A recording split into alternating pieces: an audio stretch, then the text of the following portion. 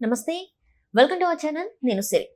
వల్లభనేని వంశీ ఈ పేరైతే నిన్నటి నుంచి చాలా వినిపిస్తుంది వార్తల్లో. తను అరెస్ట్ అయ్యారని చెప్పేసి కొన్ని గంటల న్యూస్, తర్వాత అరెస్ట్ కాలేదని కొన్ని గంటల న్యూస్. అసలు మొత్తానికి తన అరెస్ట్ అయ్యారా అవ్వలేదా, ఏం జరిగింది, ఎందుకు వల్లభనేని వంశీ గారి అరెస్ట్ వెనకాల ఇన్ని గణం జరుగుతున్నాయి, అసలు ఎవరు ఈ అరెస్ట్ని లీక్ చేసింది ఎవరు అనేది మనకి వివరించడానికి మనతో పాటు ఉన్నారు ప్రముఖ రాజకీయ విశ్లేషకులు కిలారి నాగార్జున గారు. నమస్కారం సార్. నమస్తే సార్, ఇప్పుడు చూస్తుంటే వల్లభనేని వంశీ ఈయన అరెస్ట్ గురించి చాలా రోజుల నుంచి అయితే వార్తలు వస్తున్నాయి.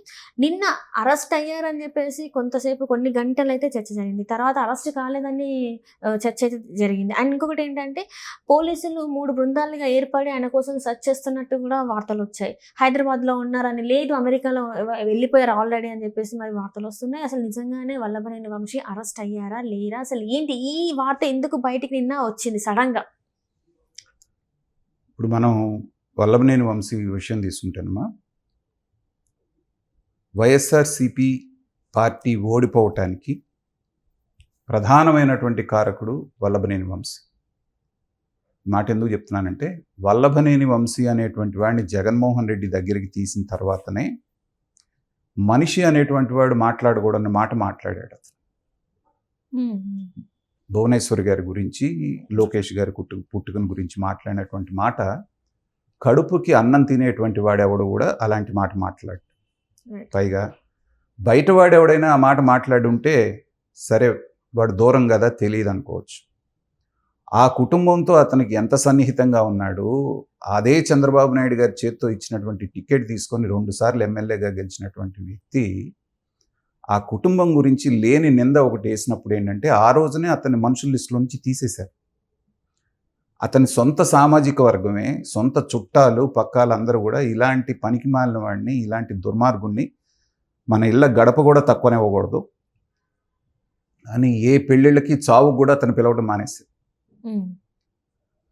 కానీ 2024 మధ్యలో వరకు, ఎలక్షన్ వచ్చే వరకు అధికారం వాళ్ళ చేతిలో ఉంది కాబట్టి నానా రకాలుగా మాట్లాడుతూ, పెద్ద హీరోలాగా ఫోజులు కొట్టి, నోటికి వచ్చినట్టు మాట్లాడుతూ, గన్నవరంలో ఉన్నటువంటి కార్యాలయాన్ని దాడి చేసి ధ్వంసం చేసి, పైగా అదేదో వాళ్ళ అభిమానులు కోపం వచ్చి ఏదో ఆవేశంలో చేశారన్నట్టుగా ఎంత ఒళ్ళు బలపుతనంతో మాట్లాడాడో మనం చూసాం.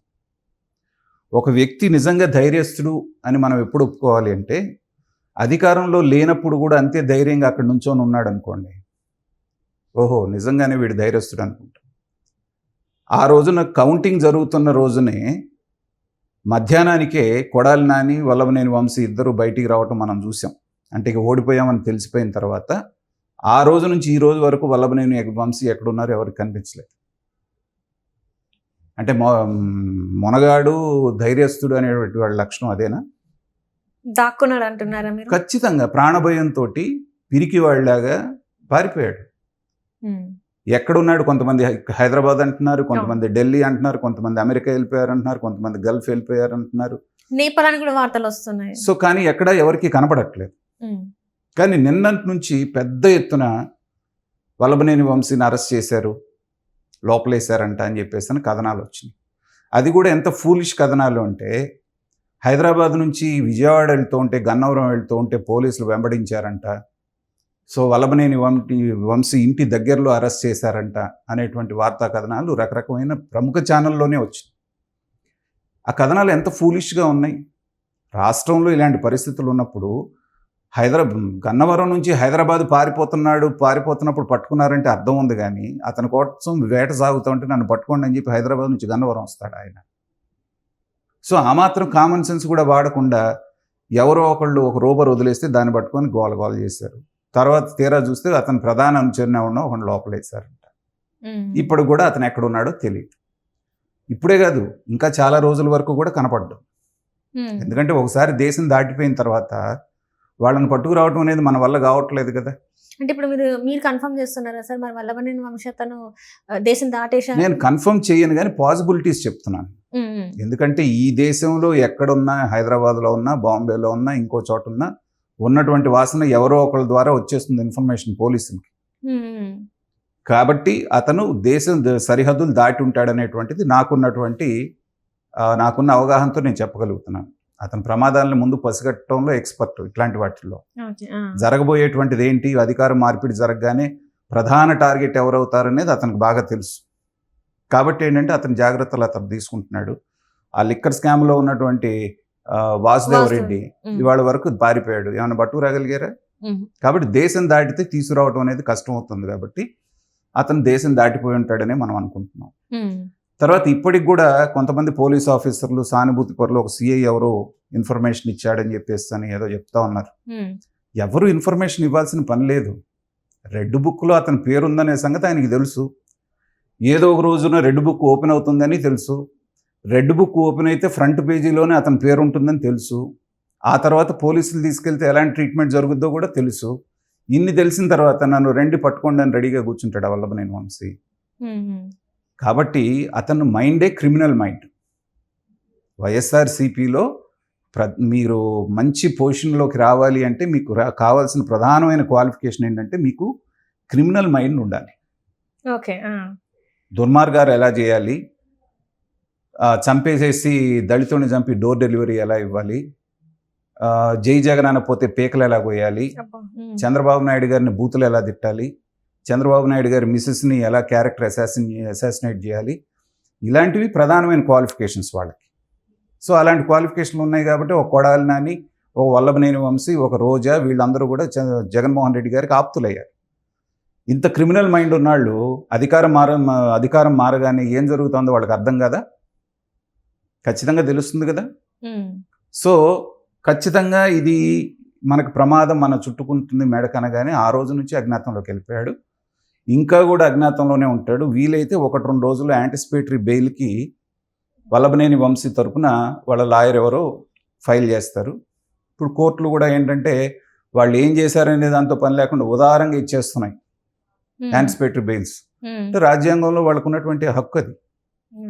మీరు చేసిన నేరం అక్కడ కనపడుతుంది, ముందు మీరు లోపలికి వెళ్ళి బయటికి రండి తర్వాత చూద్దామని కోర్టులు అనకుండా ముందే ఆపేయండి. వాళ్ళని ఒక రకంగా రక్షిస్తున్నట్టే. పిన్నెల్లి రామకృష్ణారెడ్డి ఈవీఎం పగలగొట్టిన తర్వాత ఎన్ని రోజులు యాంటిసిపేటరీ బెయిల్ ఇచ్చారు వాళ్ళకి? జూన్ 4 తారీఖు వరకు కూడా ఇచ్చినట్టు. తర్వాత జూన్ 4 తర్వాత కూడా 10 రోజులు ఇచ్చారు. ఆ తర్వాత ఇక తప్పదు అనుకున్నప్పుడు ఇది చేశారు. అన్ని రోజులు బయట తిరిగాడుగా. ఏది సాక్ష్యాధారం కంటి ముందు కనపడుతున్నప్పుడు కూడా అతను నేరస్తుడు బయట తిరుగుతున్నాడు.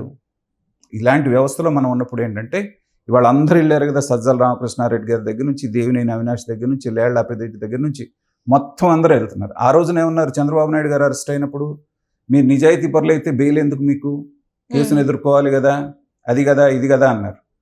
చంద్రబాబు నాయుడు గారిని అరెస్ట్ చేయబోయే వరకు బయటికి వాసన కూడా రానివ్వలేదు వాళ్ళు.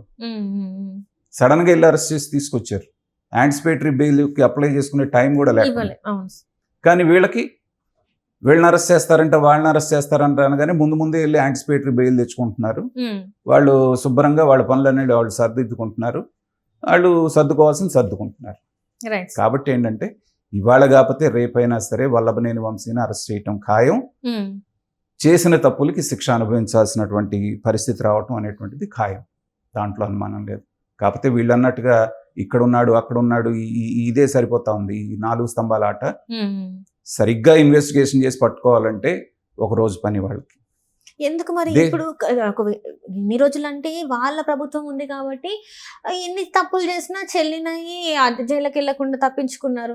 ప్రభుత్వం మారినాక కూడా అది కూడా ఏంటంటే ఇప్పుడు ఈయన మీద ఉన్న కేసు ఏంటంటే టీడీపీ కార్యాలయాన్ని ధ్వంసం చేయడంలో ప్రోద్బలం చేశారు, ప్రత్యక్షంగా లేకపోయినా పరోక్షంగా ఎన్నికల నుండి నడిపించారని చెప్పేసి ఉంది. ఇట్లా జరిగినాక కూడా ఎందుకు మరి ఇప్పటికి కూడా ఆ విషబీజాలు ఇంకా విషవృక్షాలు అక్కడక్కడ ఉన్నాయి కదా వాళ్ళకి సంబంధించినవి. సో వాళ్ళు ముందుగానే జరగబోతుంది ఏంటనేటువంటిది, ఎలా ఉంటే బాగుంటుంది అనేటువంటిది పొన్నవోళ్ళు లాంటి వాళ్ళు మిగతా వాళ్ళు ఉన్నారు కదా, వీళ్ళ డైరెక్షన్లో నడుస్తూ ఉంటుంది, కొంతకాలం నడుస్తుంది.